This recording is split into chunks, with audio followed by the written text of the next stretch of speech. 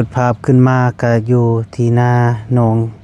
ไซฟ้าพี่น้องเอ้ยเนาะโอ้เ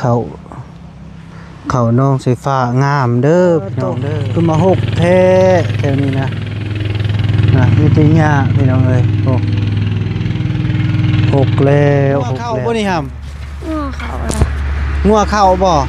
เขามากินต้องหมอไปใส่กระต้มมันเข้ามื้อใดนี่เขาอะไรมือบ่มันเขาอะไรมือเตียวแล้ว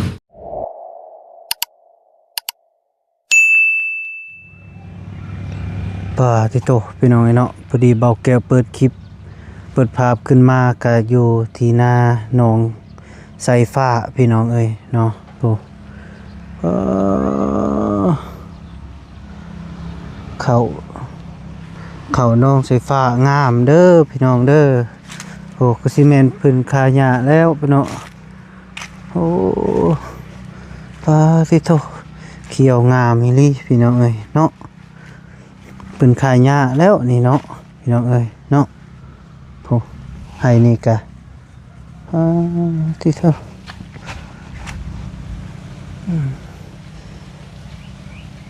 แต่ก็บ่เห็นน้องเพิ่นจักไปใส่ว่าพี่น้องเอ้ยเนาะอยู่ไหนบ่จักเงียบเงาเลยขึ้นมาตอนนี้กะพอโตพี่น้องเอ้ยเนาะเอาพี่น้องเนาะขาดตักทายสบายดี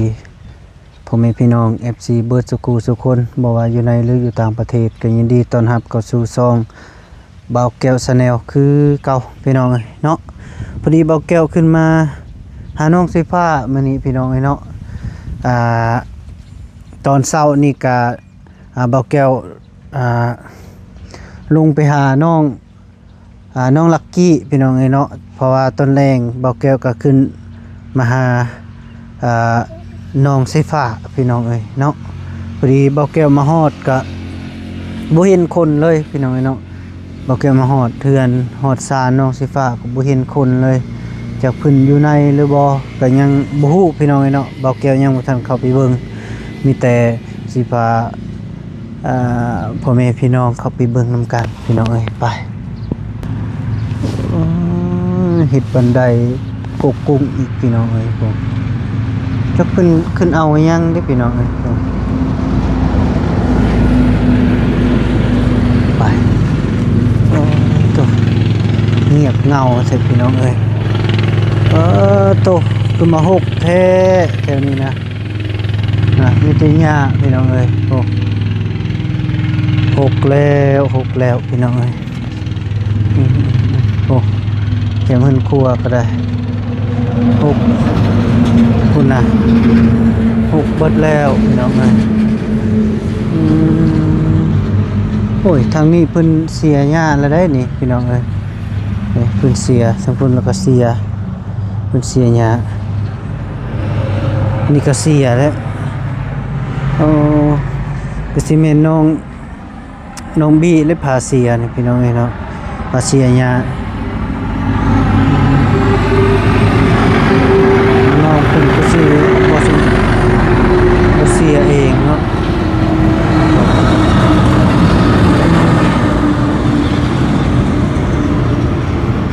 ใช่ฟ้าโอ้โตอายแล้วนึกว่าจะไปลิ้นได้นี่เห็นยังกันนะโอ้พี่น้องนอนมุกอยู่ในบ่ฮ้อนบ่โอ้ยทรงผมงานแท้สบายดีป้าลุง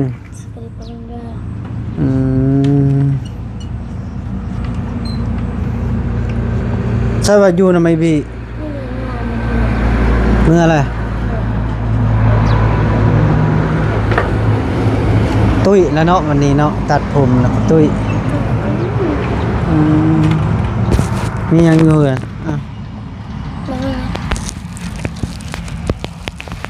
น้องมัทวีไปใช่ไปหันต่อไปเฮือนมาต่อบ่ เป็นจังไดคือบ่เห็นโทรหาอายเลย ไม่สุดท้าย ไปออกมาพี่ มันไป เกื ใช้ อบก็บ่ใส่โอ้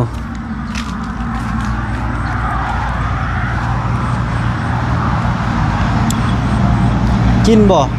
ฮะ อยู่กะตารถน่ะแม่นหยัง ชาลี เอาอยู่ ป่ บ่ วยเนาะ กินอยู่บ่กล้วย ฮะ ป่วยมันหวาน กล้วยมันหวานบ่กินบ่บ่เลือบ่ เย็นเยอะ บ่กินหรือบ่เลือฮะ กิน อ่า ทานตรง เป็นได้หำคือหกแท้เฮ้ย ยังหอม เฮ้ยยานงูเด้ เหม็นแล้วเหรอ หญ้าเรื่องเอ้างัวเข้าบ่นี่ห ง้อเขาอะไร ำงัวเข้าบ่ เขามากิน เออ เอาหมอไปไว้กระต้ม มันเข้ามื้อใดนี่ เขาอะไรมือ บ่ มันเขาอะไรมือเปลี่ยวแล้ว ได้มือเติบ นี่ เป็นหยังคือบ่ไล่ มันอยู่ในหอ เจ้าอยู่ไหน นี่ ปึ๊บโถหำเอ้ยงามเนาะเข้าเจ้าเนาะโอ้เข้างามเนาะเฉพาะบ่ปากบ่ติงเนาะบ่โทรหาอายเลยเนาะเห็นว่าเข้างามก็ได้ โอ้คนนี้เนาะบ่คิดฮอดอายเลยเนาะ น่าจะไปเลย ไปไส ไม่เหมือนที่จะไปจะว่าเตียง บ่ได้คนบ่ได้ไปนำบ่เตียงได้ ไป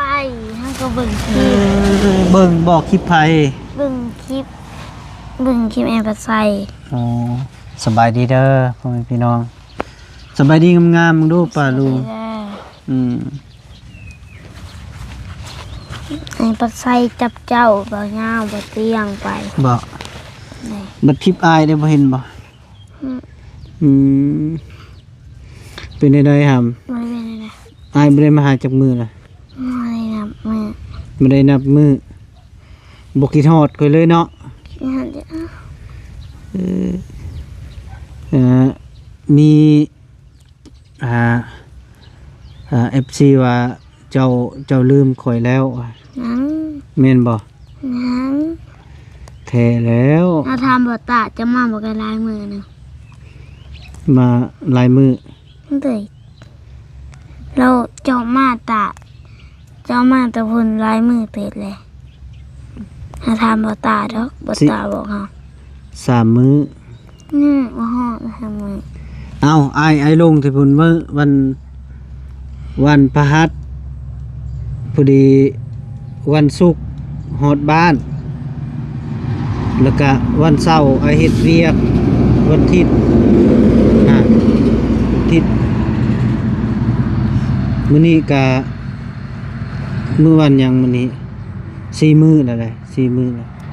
ไอ้มา4มื้อพอดีไอ้มา4มื้อแล้วไอ้ไปไถนาพอดีมีแข่งไอ้ปั่นแล้วก็ย่างบ่ได้ก็2มื้อไปใส่บ่ได้มีแข่งปั่นเห็นบ่นี่ยังอึ้งลึงอยู่เจ็บอยู่นี่พูด ให้เฮาไปถ่ายสวยบ่ เฮ้ย ไหวเฮาใครน่ะจะอยู่เฝ้าพม่าทำแม่ โอ้ยกลับไป ใครหน้ามันยากยัง อืบ่ยากบ่ได้หำประเด็นที่ว่างัวเข้ามากินนี่ เจ้าอยู่ไส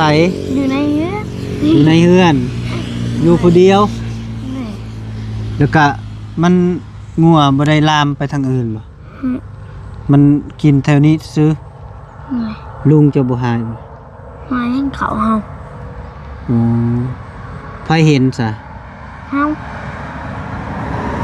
มันลุ่มเข้ามาคือบ่อัดตูนะ เอ็มอัด ลืมอัด มีคนมาหาเจ้าบ่หรือว่าเป็นได บ่ได้มีแล้วบุญทวีออกไปเฮียนปักต่อ แล้วบุญทวีบ่อัด บ่ปักต่อมาเอาบุญทวีแล้วเพิ่นลืมอัด อืม แล้วก็ขี่รถออกเลยบัดนี้ก็ แล้วงัวไผเขานะ บ่ เจ้าคูบ่จับตกพูด อืม หึ บ่ทางจับมันบ่แพ้ มันบ่แพ้เป็นหยังคือบ่แพ้ มันตัวลาย หลายตัวโพด นายตู้พูดจักตู้รวมทั้งหมดจะจำบ่ อืม อืมมีคนมาซีดยาให้แล้วบ่ เสร็จแล้วล่ะ ไปมาซีดให้ แม่เขาจ้าง ฮะ แม่เขาจ้างเอา แม่จะจ้างเอา นั่นแหละ จากมือเขามาซีด หมดเดียว มือเดียว รู้เลย นี่นะปีว่ามาตั้งปีนะลินอีหยังมือเดียวแล้วเลย แม่ อืมเจ้าเฮ็ดยังกินให้กับเจ้าบ่ได้เฮ็ดเลย บุหัดจะคำสำเราเห็ดสิสมองเดียวแล้วเราเห็ด โอ้เราซีดชั่วโมงเดียวเราก็เมื่อเลย นี่ เราบ่ได้กินข้าวเที่ยงบ่ เรามาตอนเสาร์เนี่ย โอ้โหตัวพี่น้องกะคือประมาณน่ะบ่ฮอดชั่วโมงดอกนี่นะบ่แก้วคือเก่าอันคือกันนั่นแหละซีดนี่ดื้อแป๊บเดียวดอกข้าวเจ้างามนะเฮ้ย งามเลย ขอได้ปีหน้าได้จัก4-5 สอบเด้อ นี่ ได้อยู่ติ นี่ โอ้เฮ้ยเจ้าเป็นโอ้เห็นว่าบ่เจอกันมาหลายมื้อก็สิเฮ็ดกันแล้วนี่โอ้บ่ได้ดอกบ่ได้เจ้านี่บ่ได้เรื่องแหละอืม ไม่ถือดี บ่หำคืออ้ายเห็นนั่นพอจะมาแปลงโรตีไผ นั่งว่าทันไหนแปลง เจะซื้อโรตีไผพอแล้วบ่ฮะ ทั้งสิรติไม่แล้ว เท่าใดนะ บุหนไม่บี อืมเราดีใจบ่ เลย เราก็มาหาเจ้าอยู่บ่ มาเมื่อวานนี่ค่ะ เมื่อวานนี่ก็มา เลย บอบบี้มาเจออยู่บ่ เยอะอะไร อืม เรากำลังเสียหงาย อืมแล้วขี่รถที่มาบ่ เอาสิรติมา อืมอืมเจ้าบ่ได้ไปหาเราบ่ ไม่ได้ไป หมายว่าสิพาเจ้าไปเลยบ่ได้ไปซ้ำ ขึ้นลองแจ้งก่อนเนาะตุ้ยเนาะเดี๋ยวนี้เนาะ มันเลย คือเห็นพ่อเจ้าก็ตัดผมบ่ไผพาเราไปตัด โมโหเอาปะ ฮะ มันก็โมโหเราเลย บัดน้องบุญทวีได้ซะ ไม่บี ในปีนี่เนาะกินแล้วเขา เขากินแล้ว มีบอกเขากิน กินต้มมี กินที่ต้มมี มีเขากิน ไปซีแล้วเขานะ สีแล้ว จักสอบ สอบหนึง ได้จักโลสอบหนึ่ง โมโหเวลานับโล เบิดเข้านะเบิดเดี๋ยวสิเอาเข้ามาที่ใช้กินมัน นี่สอบหนึ่ง หึ นี่สอบหนึ่ง ยังอีกสอบหนึ่ง ไม่ เออเอาต้นนั้นจะว่าสอบเดียว เจ้านี่เริ่มตัวค่อยแล้ว เอ้านี่สอบหนึ่งเลย อืมยัง เราไปสีครึ่งหนึ่งนี่เหลือครึ่งนี่เหลือสอบหนึ่งเลย ฮะมันก็ครึ่งนะอืม เราไปสีครึ่งหนึ่งต่อใน ว่า อืม เป็นยังคือบ่บอกน้องมุทวีทางยานี่นะ ทางหมด เรามามื้อนั้นคือบ่บอกเราซีดเอาเลยจ้ะ หัวพอห้าแล้วคือมาสีนะ ไผเสียยาทางไหน ห้องละ เจ้าก็ไป จับไอ้บี้ไม่น่าจะบุญทวีบอกผิด อ๋อก็ตื่นเช้ามาแล้วก็เสียยาทางหลังเบิ่งหามีแต่หกจังได๋ก็งูมานี่ตับเฮ็ดจังได๋ เราญาติงู บ่ยานแล้วเจ้า จับสิบเลย ซิดละคันบ่ได้ครบแล้วเจ้าซิดโลดมันสิว่าโอ้เสียวคนแล้วนี่เบิ่งปล่อยผิด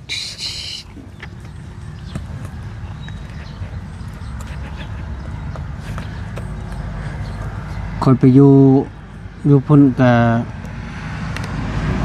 บ่ได้โดนซ้ำลงมาก่อน โดนเด้อ น่าเสียดาย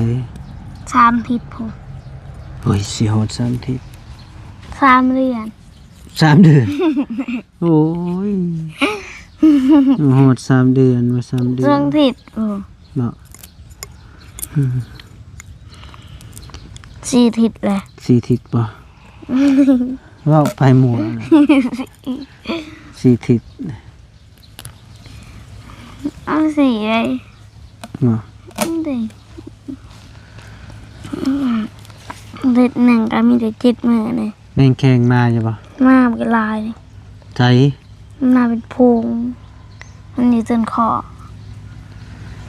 มาจับเทละโต้มันผิดห้างไข่ตรงเนี้ย บ่ เลยมันพุงอะไรมันเองอะ เป็นพุงเป็นหยังก็บ่จับ จับเบรกจับมัน โอ้แห่งกระเต็กว่านี่ จับมันหมดจับไปกับมือจะกินมัน โหเห็นตัวเองกินดิบมันว่าบ่มีผู้กิน เราได้กินได้เหรอ บ่เหลือ กินแต่บุคอจริงๆก็ต้นเลย ไปใส่เบิดบางข้อ มันกินหมดแล้ว กินเบิดแล้ว แต่ว่ามากินสุเฮา ตอนนั้นค่อยก็กินอยู่ เจ็บคอ หวานในเด้อวันนี้มันได้เป็นแข็งเป็นพุงเลย ใส่แม่จะว่ามาแล้วก็บ่เห็นมา ยังสิพอยังบ่เหาะพอยังว่าทันได้เขามาอยู่ ฮู้อำเอ้ยค่อยมาอยู่นี่ก็สิเข้า2 ปี ว่าแม่สิมาเนี่ยบ่เห็นมาจักเทื่อ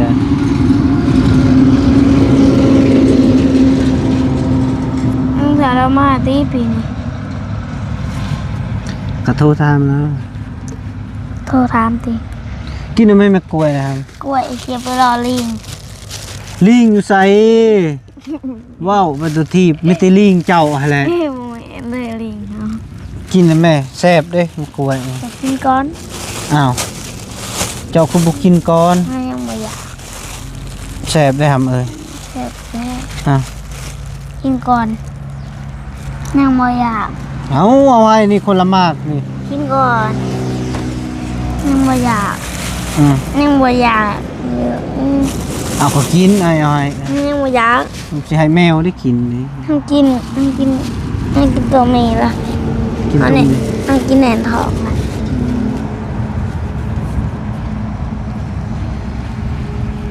ดำมาพี่ด้วย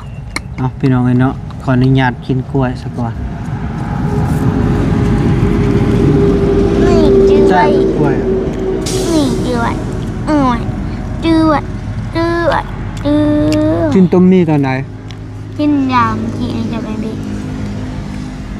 ไม่ได้กินต้มมี่เนาะ2 คนนี่เนาะ กินตรงนี้นะ แต่ละมื้อ มันแสบ อืม ต้มมีจะไข่3 หน่วย4 หน่วย ไข่ต้ม เฮา นี่เด็กก็บ่ต้ม ให้อยากหาต้มกิน มื้อหน้าน่ะใส่เกลือหลายๆโลดให้เพิ่นกินนะ เขา ดี กินน้ำลาว บ่แลแกงแล้วเนี่ย พอดีกำลังตักกินแล้วก็พัด กินต้มมีถ่ายคลิปอยู่บ่ เพื่อนเลยค่ะ ไม่ได้ถ่ายอืม มันจะตอนตก ถ่ายตอนต้ม อ้าวเจ้าเห็นบ่อยดิ เห็นอยู่นี่ถ่า เห็ ย นคนทาง อืม บ่ได้จอดหาเรา จอดยังเราแห่งบ่อยากเอิ้นฮอดอายเดี๋ยวนี้นะ เราขี่รถไปเลย อืมงึกก็บ่งึกนำยาแล้วแหละ 200เวลาขี่รถ โอ้ยรถอยู่ใส่ฮอด200มาพี่นะ เครื่องบินเลยเหรอ โอ้ย เครื่องบินเลยเหรอ200 เครื่องบินนี่สิได้เจ้านี่สร้างเว้าน่ะ อืม กินข้าวกับหยังแมลง ไม่ยังบ่พอ ตอนเช้านี่ ตอนเช้าถอดไข่ ทอดไข่ไผ่นึ่งข้าว เฮาจะบนทวี ตอนแรกน้องบุญทวีก็มาบ่ มาตีตัวแรงเฮาก็ยังบ่ อืมคือว่ายินเขาว่าบ่าวนงมา มาเราสูงเรามาตรนแล้ว แล้วมานอนบ่ เราเมื่อ อืม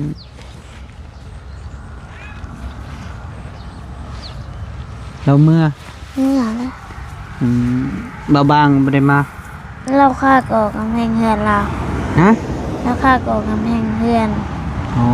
กำแพงเฮือนเราบ่แม่นกำแพงเฮือนเมีย เราไปก่อเราฆ่าก่อกำแพงเฮือนเอื้อยเราได้ยังกำแพงเฮือนเราเองเลย อืมมื้ออันน่ะ เมื่อ มื้อใดบ่าวนงมานะ เมื่อโอ้ย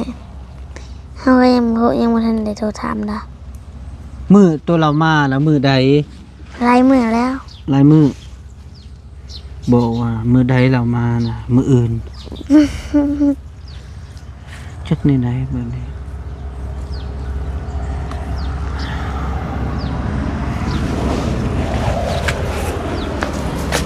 นุ่มกัดเห่า ยุงกัด ยุงกัดอยู่ไส เต้นนุ่ม ฮะ นุ่มจะมีอะไร เอาให้มันกัดเอาทำเอ้ยพอดีอ้ายสิกลับปะก่อนเด้อบัดนี้เด้อ เลย อยู่ผู้เดียวฮะ เอาสบายดีก่อน สวัสดีเด้อ เออ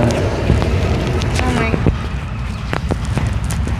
เอาพี่น้องไอ้เนาะพอดีมาหาน้องสายฟ้ากะได้เว้าได้นึงพี่น้องไอ้เนาะกะว่าหัวม่วนแล้วล่ะพี่น้องไอ้เนาะกะความคิดฮอดคิดถึงและโดนแล้วบ่ได้ขึ้นมาหาน้องเพิ่นก็ได้เอาคลิปนี้ก็บ่เกี่ยวอำลาก่อนเด้อก็อยู่ดีมีแฮงโชคมันร่ำรวยมาสุขผู้ทุกคนโดย